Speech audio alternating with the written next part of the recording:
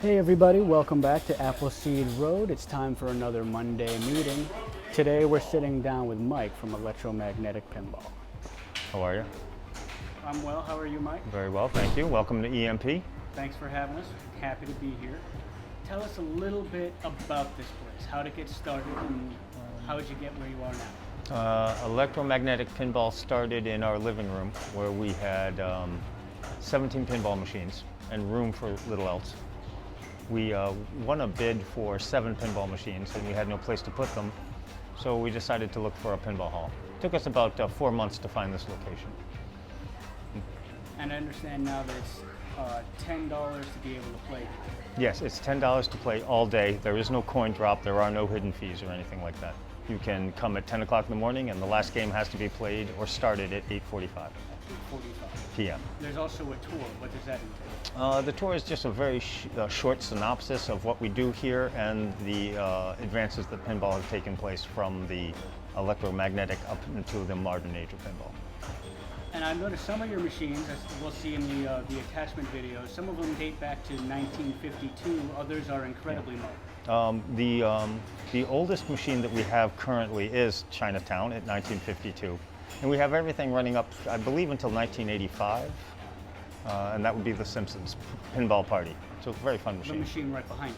No, that is the Simpsons. That is the original 2005 for the newer Simpsons. And I don't. When did this one come out? I'm sorry, this one was 2005. 1990? I know very little. I know very little about this pinball machine. We got it about 3 weeks ago, so I really know nothing about it. So it's a newer edition. Yes, newer to us, but it's been around since well, a long time, according to Emily. All right. And one of the things that I did want to talk about is Project Pinball. It's a charity you guys are working with. What can you tell us about that? Project Pinball puts pinball machines in children's hospitals as they're trying to recover from childhood illnesses like cancer and other horrible diseases. So we're trying to work with them to get a couple of pinball machines into, I think it's Providence Women's and Children's Hospital and maybe a McDonald's house. But we're working on that. We'll see how it goes. That sounds fantastic. I really want to see her updates on that. I'll put a link in the description for anybody who wants to. We'd really like to get a new machine up there because cancer sucks, and when you're a child, it sucks twice. So. And one last thing I want to touch on is if anybody wanted to invest in their own pinball machines, you guys have a partnership program where you can store your machine here in the museum. If somebody donates if somebody would like to keep their working pinball machine in our hall, they get access to our hall as long as their machine is here. Fantastic. So it is almost like a partnership program. Yeah.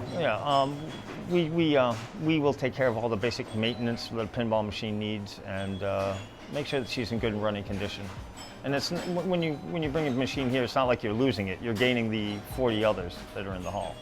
So we've had a couple of people take advantage of that. Like our friend Derek brought his Dracula machine, and our friend Gino has brought 2 or 3 machines into the hall, and we see him quite frequently. Now, it is not just pinball that you guys house here. You have a couple of action games. I've seen the skee ball in the back corner. You've got the boat races. You've got a couple of other driving games. Well, I don't know about the boat races. I haven't seen. Cruising? Oh, those cruising worlds are car races. Those are car races. That's all right. We take the boat on the highway all the time. So yes, we have 4 cruising worlds, and they are all linked together, and that's a lot of fun for a family of 4 because they can all beat up on each other a little bit. We have 4 ice ball lanes. We're not allowed to call them skee ball because skee ball is a patented name like Kleenex. Yeah, so we have 4 ice ball lanes, and we have a really neat thing here is a Ferrari simulator. It's the F355 Challenge. It is really more than a game. It's a Ferrari simulator. And I think we might have like maybe 1 or 2 in New England, and we're very happy to have one here. I didn't know it was that rare. It's pretty rare. It's pretty rare, and it's a lot of fun too. It's a very challenging simulator. Well, that's a lot of information. What is your website or your social media? Where can people find you? We are on Facebook, and I think we have a website up and running now. I think that's Electromagnetic Pinball. Museum.com. Thank you, Emily. I'll put a link to that in the description below. Thank you. Thank you very much. Thank you. And again, what are your hours of operation? We open the doors at 10 o'clock, and the last player has to be out of the hall at 9. So we say our last game has to start at 8:45. All right, that's fair and simple, I think. We really enjoy it, and we'd like to thank everybody for coming out and making this the success that it's been so far. So thank you very much. Thank you for seeing me, Mike. Have a great day. You too. Thank you again.